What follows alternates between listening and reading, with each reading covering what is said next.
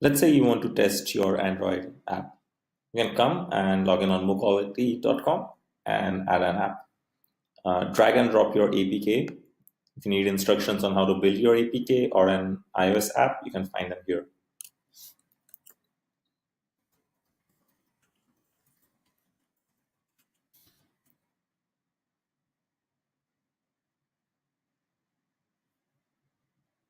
After you have logged in, you can see your dashboard.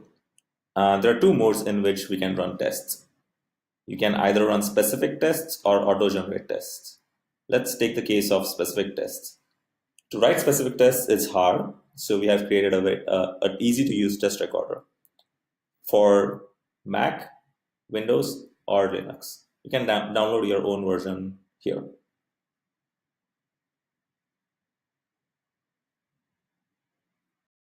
This is the MoQuality test recorder. As you can see, we have attached a Pixel XL phone to this machine. Now you can log in.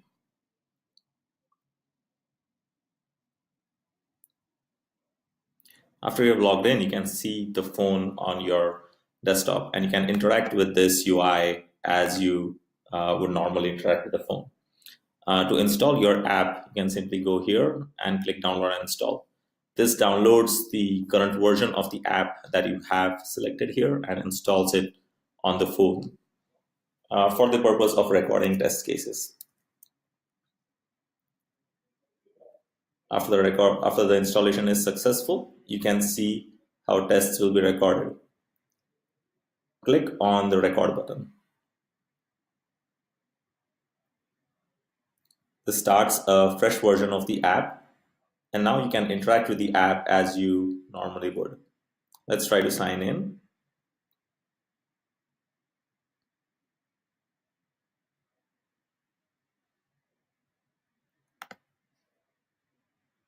You have selected the email text box to enter an email address.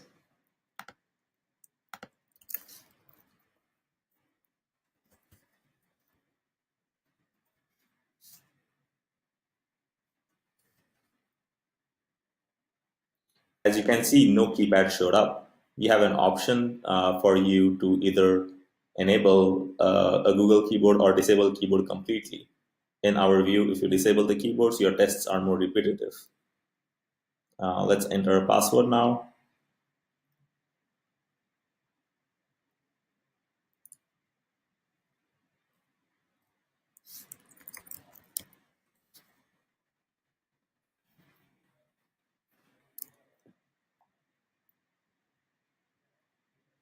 As you can see, we have now logged in successfully.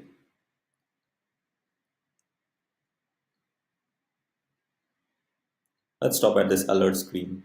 Let's save this as a login test. That's it. Now your test has been recorded. Now our API is processing your tests and you will be able to replay this test in a moment.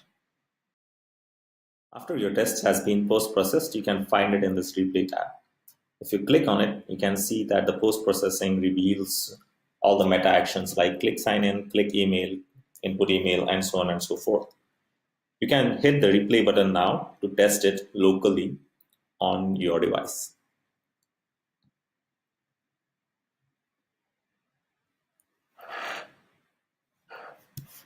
Remember, in this case, what our post-processing algorithm did was not only understand what your human interactions were, but it was able to convert them into actions and store enough information around the actions so that it can add up to every new and upcoming version.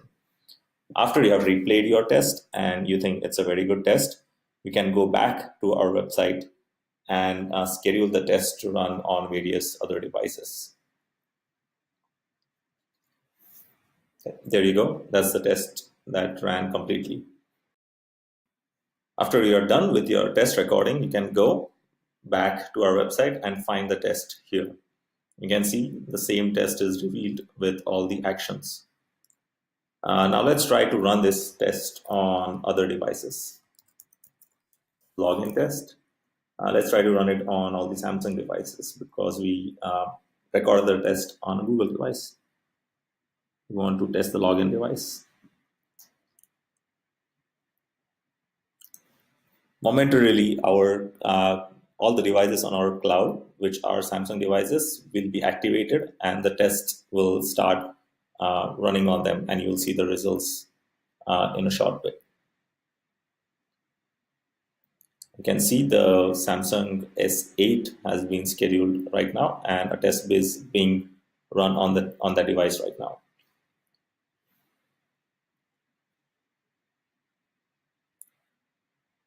We have various other devices on our cloud currently.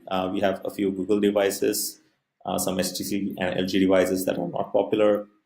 Some of these devices which we think lots of users use, some Samsung devices, and so on and so forth. At this time, we are also integrating with AWS services to get access to all of the devices on their cloud.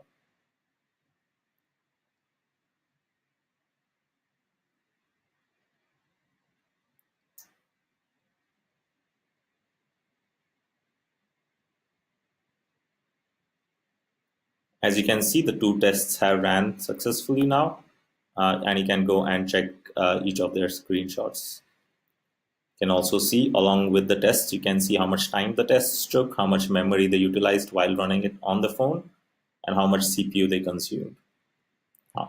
Interestingly, Samsung S6 consumed a lot of memory but very low CPU usage. Okay, we have now added a few more tests. Let's go and try to schedule an auto-generated report. It says that our AI algorithm can explore the app for 30 minutes, and it's supposed to create at least 15 tests. We only allow a random device to sort of do exploration right now. So here it is, submit. You can additionally download the test recorder and give us more test recordings. That serves as a way for our AI algorithm to get better at exploring and finding out what is important for the developer. If no input is given, it uses all the tests that were created by the user uh, to optimize and explore this particular app.